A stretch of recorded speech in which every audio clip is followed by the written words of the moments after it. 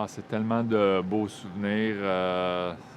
C'est tellement une fierté là, d'avoir joué avec le chandail des Canucks.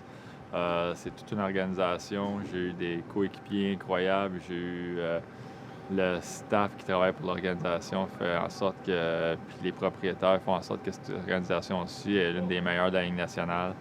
Il y a beaucoup d'agents libres qui aiment ça venir signer pour Vancouver parce qu'ils savent à quel point ils sont bien traités puis que la ville est incroyable. Que pour moi, j'ai tellement de bons souvenirs de victoires, de buts, d'assists, des déceptions aussi qui se sont vécues ici.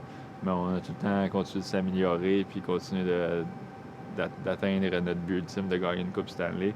On a passé proche, mais c'est tout un building. Puis ce soir, ça va être vraiment spécial de voir tous les partisans durant le match. Puis en plus, contre les Sénateurs, qui a été ma deuxième équipe, ça complète bien, ça termine bien l'histoire.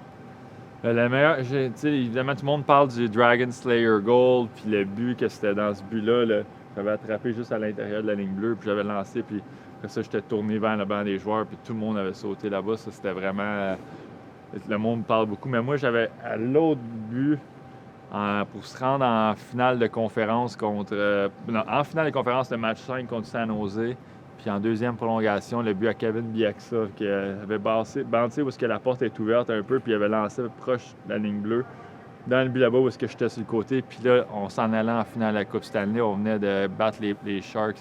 Puis il y avait les confettis qui tombaient partout sur la glace, là, le blanc, bleu et vert.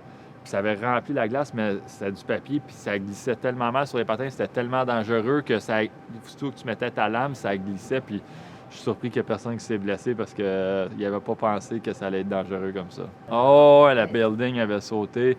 Puis aussi, ce building-là, un autre qui n'est pas avec les Canucks, mais Olympics 2010, là, l'Olympique en 2010. Canada contre les Russes en quart de finale, Canada-US en finale. Je me rappelle, j'étais assis Center Ice en arrière là-bas, où est-ce qu'il y a quelqu'un en haut là-bas. C'est là qu'on avait regardé les matchs contre la Russie en quart de finale. Puis, que c'était au Canada 2010 pour les Olympiques, c'était vraiment spécial aussi comme match.